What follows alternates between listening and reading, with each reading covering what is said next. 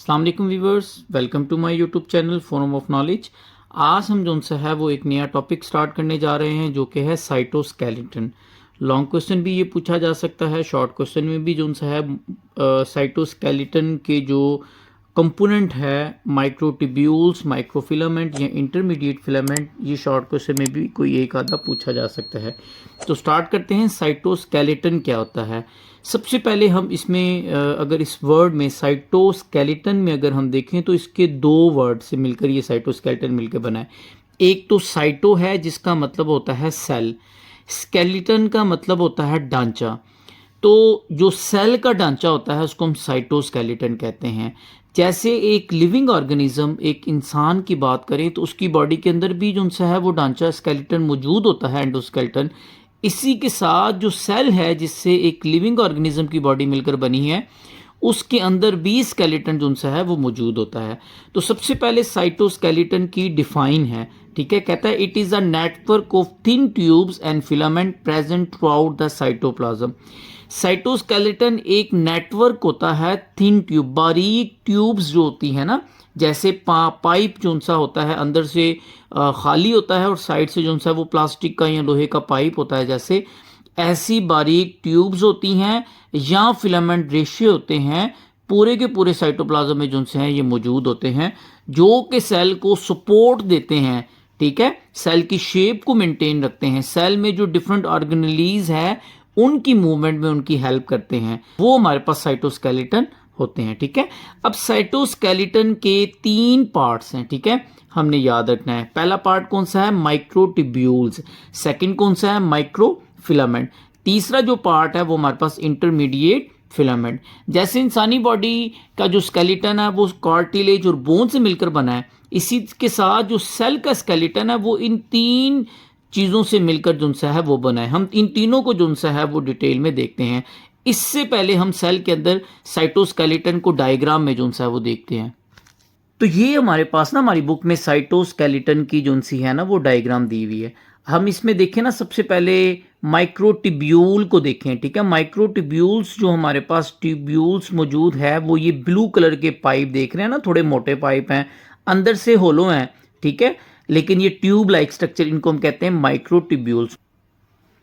Micro का मतलब होता है छोटे और ट्यूब्यूल्स का मतलब होता है ट्यूब्स, ठीक है। ये छोटे ट्यूब्स जो सा है वो ट्यूब लाइक स्ट्रक्चर होते हैं। इसी के साथ अगर हम देखें ना, माइक्रोट्यूब्यूल से छोटे छोटे भी ट्यूब्स मौजूद होती है जिसको हम कहते हैं माइक्रोफिलामेंट, ठीक है। ये हमारे पास माइक्रोट्यूब्यूल थोड़ा सा बड़ा ही स्ट्रक्चर हमें नजर आ रहा है, बड़ा पाइप नजर आ रहा है, तो यहाँ ये छोटे छोटे पाइप लाइक स्ट्रक्चर भी मौजूद होते हैं जिसको हम कहते हैं माइक्रोफिलामेंट कहते हैं। एक नेटवर्क मौजूद होता है फिलामेंट का जिसको हम कहते हैं इंटरमीडिएट फिलामेंट। इंटरमीडिएट फिलामेंट देखें ना, ये सपोर्ट दोनों सेल मेम्ब्रेन को क्या कर रहा है, आपस में जो सा है वो एक ढांचा ढाल बना हुआ है, इनको आपस में दोनों सेल मेम्ब्रेन को क्लैप्स नहीं होने देता।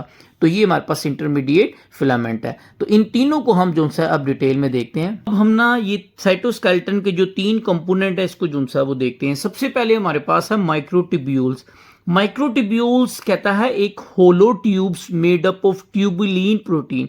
माइक्रोट्यूब्यूल एक होलो यानी कि खोखली ट्यूब्स होती हैं, जैसे पाइप होते हैं, और ये ट्यूब मिलकर बनी होती है, ट्यूबुलिन प्रोटीन से मिलकर बनी होती है, ठीक है। एमसीक्यूज में ये चीज पूछी जा सकती है। कहता है this part hold organelles in place, maintain a cell shape and act as a track for organelles.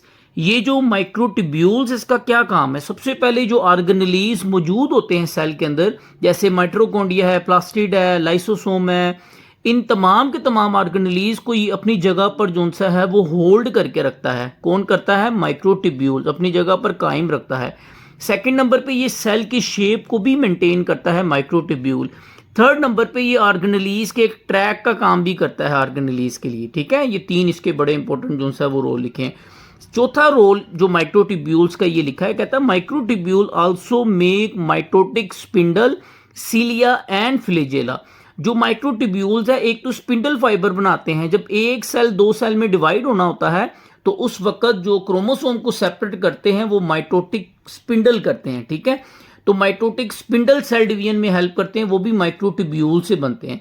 Second number पे सीलिया की जो फॉर्मेशन होती है, जो पैरामीशियम होता है हमारे पास, इस तरीके से पैरामीशियम होता है ना, तो पैरामीशियम की जो बॉडी होती है उसके ऊपर भी ये हेयर लाइक स्ट्रक्चर मौजूद होते हैं, सीलिया, वो भी हमारे पास माइक्रोट्यूब्यूल से मिलकर बने होते हैं। कुछ सेल जिसमें एक जैसे बैक्टीरिया का एक सेल है, वहाँ एक फ्लैजेला इस तरह ना मौजूद होता है जो उसमें मूवमेंट, उस सेल की, बैक्टीरिया के सेल की मूवमेंट में हेल्प करता है, तो वो भी फ्लैजेला भी मिलकर माइक्रोट्यूब्यूल से बना होता है। तो ये हमारे पास पहला जो कंपोनेंट है साइटोस्केलेटन का, माइक्रोट्यूब्यूल क्या है, किससे मिलकर बना है और उसके फंक्शन क्या है। नेक्स्ट हमारे पास है माइक्रोफिलामेंट। माइक्रोफिलामेंट कहता है आर फाइनर देन माइक्रोट्यूब्यूल। जो माइक्रोट्यूब्यूल से जो माइक्रोफिलामेंट है वो उससे भी बारीक होता है, हमने डायग्राम में ऊपर देखा है। सेकंड नंबर पे कहता है they are made up of contractile protein mainly actin. ये एक कंट्रैक्टाइल प्रोटीन एक्टिन से मिलकर जो सा है वो माइक्रोफिलामेंट बना होता है। ठीक है, अब इसका जो फंक्शन क्या है माइक्रोफिलामेंट का, कहता है they help in cell movement.